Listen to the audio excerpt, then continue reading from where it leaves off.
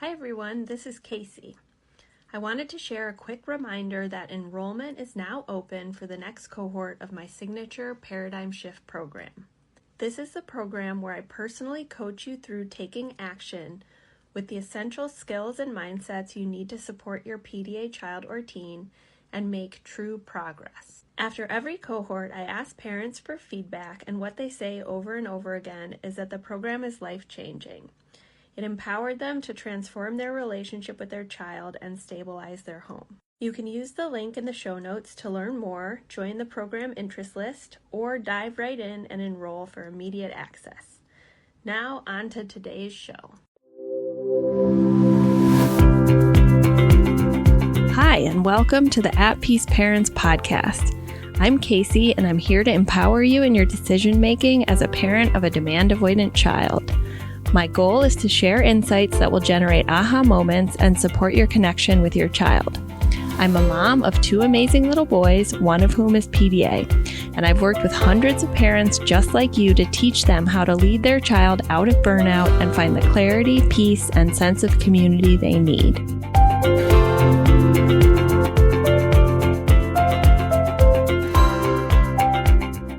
How can Polyvagal Theory help us to understand our role as parents who are raising pathologically demand-avoidant children and teens? Hi, I'm Casey, founder of At Peace Parents, and I've helped hundreds of parents of pathologically demand-avoidant children and teens to stabilize their family and find peace along their unique journey with their children. So today, we're going to be talking about all things Polyvagal Theory, why it's important to understand as a parent, and how it can address some of our most complex paradoxical questions and things that we observe as parents. So here's where we're going today in this mini impromptu training on Polyvagal Theory and PDA. So we're going to talk briefly about how I define pathological demand avoidance from a brain and nervous system lens. We're going to talk about a little bit about what polyvagal theory is and how it's different than our previous understanding of the nervous system. And then I'm going to address 4 primary paradoxes that we observe as parents and that parents ask me when we're working together, which is, first, why do things seem to be getting worse even while I'm implementing all these nervous system supports, lowering demands, and accommodations? Why is my child more explosive or, quote, more defiant? Okay. Number 2, how can my PDA or just turn it on and off again if the behaviors we are observing are not under their conscious control, if they're truly nervous system responses? Number 3, how can equalizing behavior, which Casey, you say is nervous system driven, be social in nature if it's not actually under their conscious control? And then finally, maybe you're a family who's been here for a long time, so happy you're here, but you've been lowering demands, you've been accommodating, you've stabilized your family, and you truly feel at peace with the decisions you've made. Even if your life isn't necessarily easy, you feel at peace.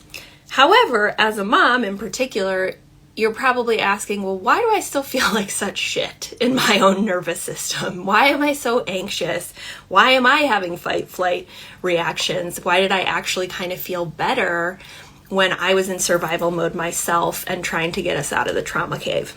So we're going to address these all on this impromptu training. I will save this. If you're listening to it on the podcast, you already know I did. But let's get started without further ado. Okay, so how do I define pathological demand avoidance for the purposes of our work together as parents? So the way that I define pathological demand avoidance is as a nervous system disability, and it is when the survival drive for autonomy, meaning the subconscious perception of a loss of autonomy or equality, overrides other survival instincts that also come from that survival part of the brain, like eating, toileting, sleep, hygiene, and or safety. And within safety, we can consider things like self-harm or suicidal ideation. So it's not that a PDA child doesn't have other survival instincts. It's what makes it unique as a neurotype is that survival drive is so strong that can actually override hunger, right? Where if the child doesn't perceive on a subconscious level, like pre-perceptual, so a better word for it is actually neurocept, according to polyvagal theory, even if they have that survival drive for hunger, the perception of autonomy and equality will override the hunger if they're feeling like they do not have a choice, right? Whereas for most humans and individuals, their nervous system, the hunger will kick in over the need for autonomy or equality, okay? So Casey, how is this different from trauma or another hypersensitive nervous system that many of us have as parents, that many of us have as neurodivergent humans, whether we're ADHD, whether we're autistic, non-PDA autistic, or even myself, I would consider to have a highly sensitive nervous system. So what makes it different than a PDA brain? Okay, so here's how I want you guys to think about it. What the survival part of the brain is scanning for as threat that will trigger the panic response in the nervous system is distinct across the categories, right? So like I might have a sensory trigger that makes me go kind of into fight or flight, or I might have an evocative cue from a memory of a traumatic incident that tells my nervous system before I'm even consciously aware, hey, go into your protective mode and nervous system activate. What I don't have and what my child does have is neuroception related to whether or not he's equal to, below, or above others, and freedom, choice, and autonomy. That's the primary root cause of what sets off his nervous system. But the mechanisms of the nervous system, the mobilization or immobilization that comes with the perception that we're in danger or that we're going to die, is the same. Right? And that's where we can think about root cause being different at the base, but the mechanisms being the same. So if you're a parent who doesn't identify as PDA, but maybe has experienced panic attacks or has had a nervous system response or has trauma, you may understand the mechanism of the nervous system very well, but maybe not have the same root cause of what sets it off, okay? So there is an element to understanding this that I think every human can relate to because all of us have a nervous system, right? Okay, so what do we know about the nervous system? Up until about 1995, when the first peer-reviewed article was published by Dr. Stephen Porges, who is the sort of father of polyvagal theory, it was mostly thought about in binary terms of like, okay, we're in parasympathetic, which is like safe and social, we're not activated, or we're in sympathetic, which is like fight, flight, freeze, right? And there wasn't a lot that explained some of these shutdown behaviors or appeasement behaviors or fawning behaviors or other nervous system responses that are more complex that have to do with polyvagal theory. Okay, so polyvagal, we can just think of it as like more than one polyvagal. So the vagus nerve, right? There's two pathways for mammals. Okay, so I'm going to make this as simple as possible. My learnings from reading polyvagal theory and being in the polyvagal certificate course, I'm going to make it as basic as I can to like help it hit the brain centers well. So, and this comes out of our understanding of evolutionary biology as well. So when we think of a reptile, okay, they don't have the ability to be safe and social. Okay, they don't have tribes, they don't need to nurture their live young, they don't breastfeed, all the things. They have eggs, right? And so they just live in fight, flight, freeze. Like you have a reptile who like freezes and their heart rate goes down and their breathing slows and they're just like kind of like in shutdown, right? And they don't have the safe and social that mammals do and have needed in evolutionary terms to down-regulate that response, which means like anytime you see another mammal knowing through the facial expressions, tones, and movements, like, oh, I'm safe here and I can down-regulate that first vagal pathway and have some mobilization for play, interaction, socialization, but I'm not going to just be in fight, flight, freeze. Okay? So that's the main way I understand it, the difference between like the reptilian single pathway vagus and how mammals evolved through safe and social cues because they needed them to raise their young, to live in like more social environments, to, raise their young, right? And we are mammals. So the other thing that we can think about is these states that are a little bit more complex than just fight, flight, freeze, right? So we have ventral vagal, which just means safe and social. That's the parasympathetic. That's when we can rest, restore, connect, empathize. It's when our body like physiologically restores and recovers. Then we have sympathetic, which is a mobilized state, right? The metabolism speeding up, we're getting adrenaline and cortisol, but it's not necessarily always fight, flight, right? For example, play is a hybrid state where we have some mobilization, but we're also down-regulating and have some ventral vagal because we're getting the cues that we're safe from another person's face or laughter or their tone, okay? And then we have dorsal, which is the part that is relatively new to polyvagal theory, which is like shut down, collapse. It's the antelope that can't fight flight from the lion. They can't fight a lion, so it's just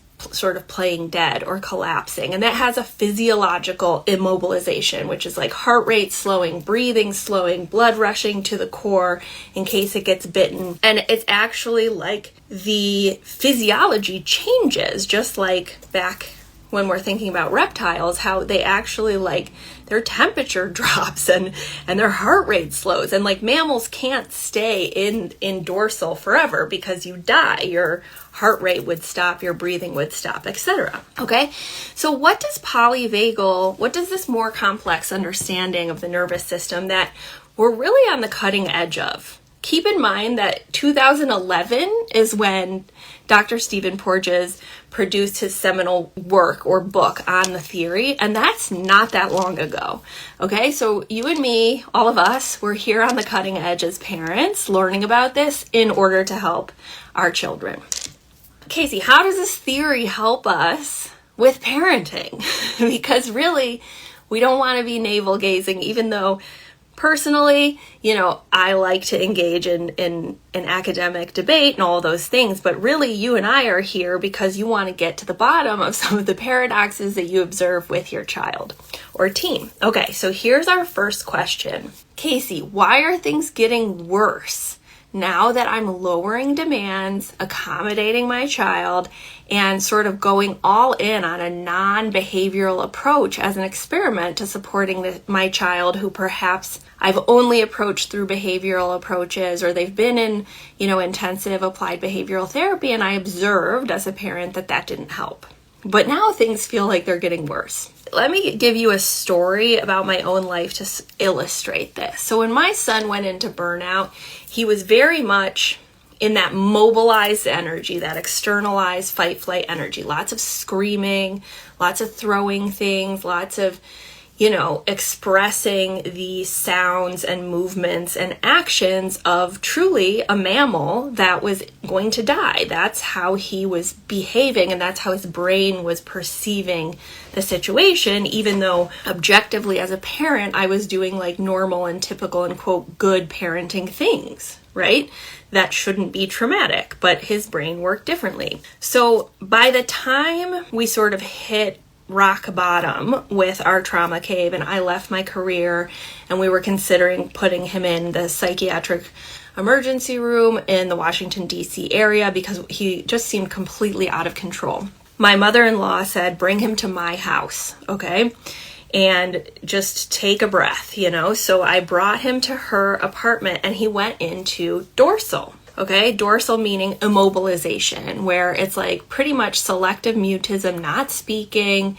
He just sort of went into a shell and there wasn't a lot there, right? He was sort of disassociating. He wasn't present. There's a numbing. And this is a protective mechanism. If we think back to the antelope and the lion, if you're in the lion's jaws, you do not want to be conscious and present of the pain, right? You want to go to that last resort nervous system reaction, which is the body actually acts dead, and predators don't eat dead prey.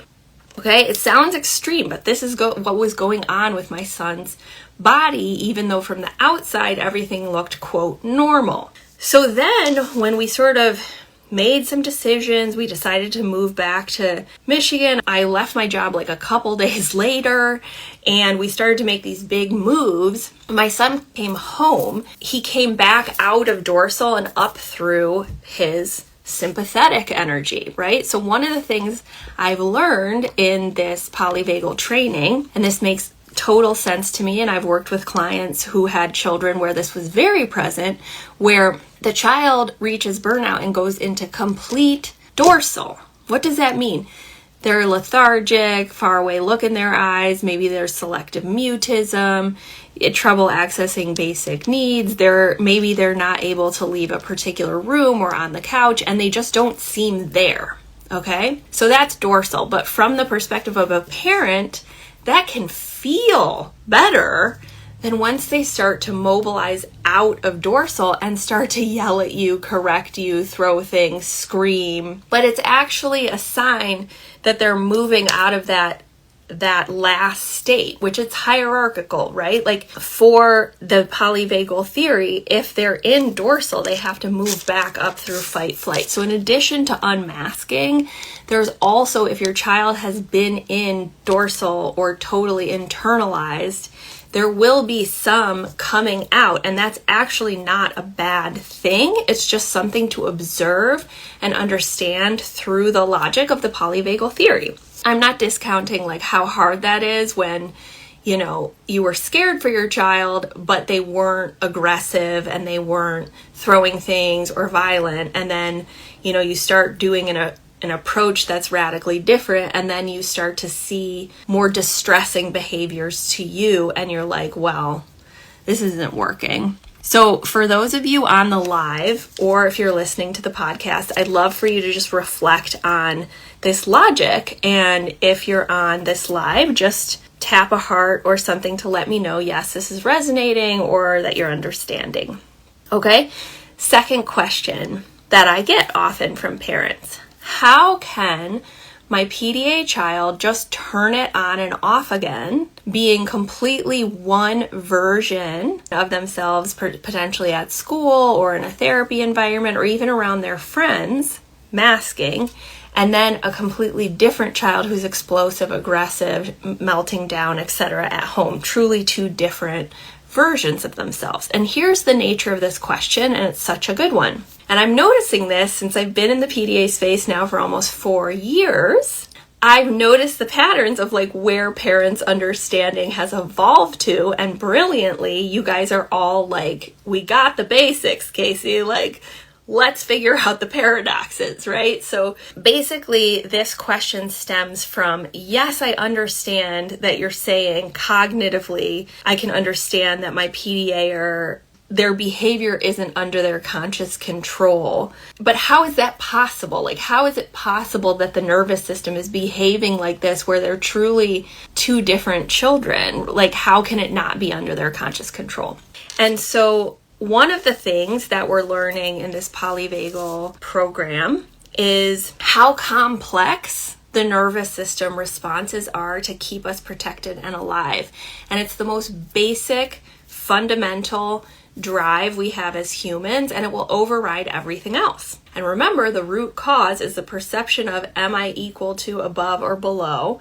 And if I'm below, I'm going to have that nervous system response of threat. And if I don't have freedom and choice, I'm also going to have that nervous system of reaction of threat. So it's not that your PDA child is consciously turning it on and off. It's that their subconscious brain, which we can call the survival brain, before the cognitive awareness of whether or not a place is safe. Like, they're not going into school and being like, oh, this isn't safe as home where I'm unconditionally loved. So now I'm going to employ these social strategies so that I'm safer here. It's this part of the brain telling the nervous system one of three things. It's neurocepting one of three things. I'm safe, I'm in danger, or I'm in like mortal danger and gonna die. And so if your child is perceiving, or like not even perceiving, I keep saying perceiving, but what I want to say is neurocepting, pre-perceptual awareness of danger, then their body's going to say, hey, internalize that threat response. Like, don't go into fight or flight because you're just going to get more activation because you're going to be responded to with restraint, time out, public shaming, sticker charts, which is going to make your nervous system activate more. Instead, let's go into freeze, or instead, let's go into appeasement or fawning, right? Which are hybrid states. So, for example, freeze, we have that mobilization energy of fight, flight, but it's like a deer in the headlights because there's some immobilization, right? So it's not as simple as just like this binary understanding of the nervous system. But the main point here is that what I think matters for your own mindset and work with your children is to remember that this is not a conscious decision, and because it's not coming from a rational part of the brain, if we respond to it with rational behavioral strategies, we can end up making things worse, both in our relationship with them, but also in their cumulative nervous system activation. Okay, so I see from Beth, this is where I get stuck internally. Like, my brain understands the premise, but in daily life with these stark differences around different people and environments, I still get frustrated and confused. Of course you do. And it still creeps up on me. Like, it still gets me. And this is why I always, like, the first place I go back to is like, how does the brain work? How does it work? What part of the brain are we in, right? And even if like my heart and my nervous system are like, I can sort of go back to this logic and be like, okay, nervous system disability, not in the right part of the brain. And then once I'm back to that logic, I can sort of build back my responses and my decisions, okay, to a place where I want to be, where I want to respond. And I will say this takes a lot of practice. These are skills. That's like something that we do in the paradigm shift program, is like move way beyond just like the knowledge, and we actually like implement, which takes time and practice, and you're not alone in that. Okay, third question. How can equalizing behavior be social in nature if it's nervous system driven? Okay, this is a great question, because what did we talk about at the beginning of this training? We talked about ventral vagal, or the safe and social state, being when we are recruiting our social engagement system, or down-regulating our vagus nerve, and we're more likely in that prefrontal cortex, or what we can call the thinking brain. Okay, so this is super confusing, and this gets me back to Beth's comment. Okay, so let me give you an example from my own son and my own experience 4 years ago now, during the very beginning of the pandemic. Okay, so what were we all worried about at the beginning of the pandemic? Like, even before we knew that it was an airborne virus, it was like hand washing, right? And so what did I do as a mom? I doubled down on washing my house and washing my groceries and making my kids wash their hands. But we all know now the logic of a PDA brain, which is like, the more you push them to do something without their consent, the more they perceive a loss of autonomy. Like, Mom, you're taking away my choice of whether or not I can wash my hands. A, and B, you're putting yourself in a position of authority just telling me I have to do this, no matter how rational it is and how needed it is for him to wash his hands during a pandemic. So when I first started asking, and this was pre my depth of understanding of PDA now, so I was, just learning, and I was saying, it's time to wash your hands, honey. And his first avoidance strategy was social, right? Where he would distract.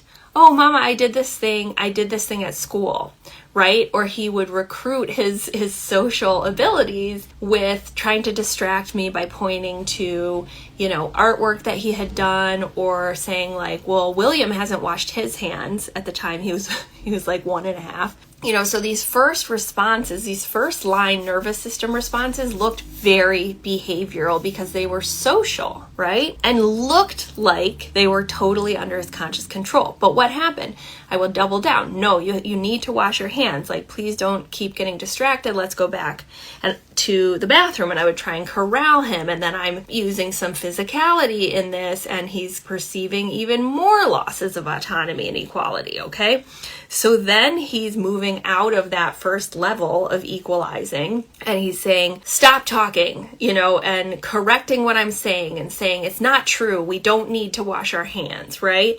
And then he moved immediately into growling, then going limp, kicking, screaming, and moved all the way up the ladder into like much more fight or flight and much deeper into that survival part of the brain, okay? But what was going on at the very beginning? And you see, this is part of what makes it so confusing with PDA children who are social, PDA children who are gifted, PDA children who are older and use more verbal equalizing rather than having like a big violent meltdown, which is very like observable, quote unquote, as a parent. He was recruiting his social engagement system. And so before my understanding of polyvagal theory, there wasn't anything really written in the fight, flight, freeze dimension that was about like hybrid states, okay? So in this certificate training, I'm learning about hybrid states. I mentioned one, which is freeze, where you have some mobilization and some immobilization, which is the deer in the headlights. But there's also things like appeasement, okay? So we learned about appeasement being like hyper vigilant and monitoring another person in a position of authority and adjusting behavior as a protective response. So this might happen in a kidnapping situation, it's related to Stockholm syndrome, or even in an abusive relationship, right? This appeasement strategy. So you have mobilization, that fight flight energy, but you also are recruiting the social engagement system as part of the protective response. Okay? So what I'm learning and how I believe it applies to PDA is, just because there is some recruitment of ventral vagal safe and social system doesn't mean that that is mutually exclusive from this being a nervous system response. I have known intuitively and I have believed that this is not under the conscious control of our children for a long time. However, I am stumbling upon the most cutting edge research or theory that can explain this. So I'm just excited to share it with you guys here. Okay, last question, and then we'll wrap it up and say goodbye. This is one that I'm currently experiencing, and I hope that some of you, this will resonate, especially if you've been around with me for a long time on my page or taken one of my programs. So maybe you've done a low demand approach, you've really refined the accommodations, you've made lots of cost benefit decisions to stabilize your family, and you do truly feel at peace with the decisions you've made and your identity as a parent. And this is where I am now, and I hope many of you are there or on your way. However, maybe your nervous system feels worse than it did 3 years ago, and you're like, what the hell? My family's actually doing great or much better than they were. I have a better sense of my direction and identity as a parent. Why do I feel so terrible in my body and in my nervous system? So this is something that I have of late and recently over the last 2 years experienced where, and I've become very aware of it through some of the nervous system work I've done, whether it's through the Havening protocol, EMDR work, I'm currently doing somatic experiencing, etc. I did the Safe and Sound protocol twice, but this is sort of like a frustrating feeling because when I think back to the pandemic, when I was a full-time caregiver, had no support, obviously no au pair, no service dog, all the things that we've set up now, I perceive that I actually felt better in some ways. And, I think my husband would argue with that because he saw from the outside looking in. But as I tune in more to my body and my own nervous system responses and have the space to heal, it feels very crunchy because it's like, why am I so freaking sensitive, and why am I having this mobilization when everything is fine? Like, objectively, everything is fine and actually quite good in my life. I mean, we all have things, right? Like, my mom just finished chemo, and like, I get anxious, all the things. But from our baseline, things are good. And how I've come to understand it is that, like, I was pretty much in dorsal and disassociating for like a couple years in there, right? When I was in the trauma cave. And that means when you're in dorsal and shutting down, like, you often have endorphins released, you're disassociating, so you're not as like acutely aware of what's going on in your body, you're numbed out, and I would fall asleep very easily because my body would just shut down from that experience. But then when you're doing the work for yourself, when you finally find that space, you are also moving up through mobilization and fight or flight, and like experiencing all the parts of your nervous system that necessarily were turned off during that traumatic time where you truly just had to be in survival mode. So this, I hope, gave you guys a mini training on polyvagal theory and how it applies to us as parents and raising a PDA child or teen in the current world that we live in. I'm glad you guys were here. I hope you're having a good day, and I will be here again soon. All right, my friends, bye. Thanks everyone for being here with me at the At Peace Parents podcast. This is your source for all things related to understanding, supporting, accommodating, and advocating for your PDA child. To go deeper on any of these topics, check out my course offerings and masterclasses at the website www.atpeaceparents.com. To completely transform the way you think about and relate to your child and to bring peace and stability to your home, join us for the next cohort of the Paradigm Shift program.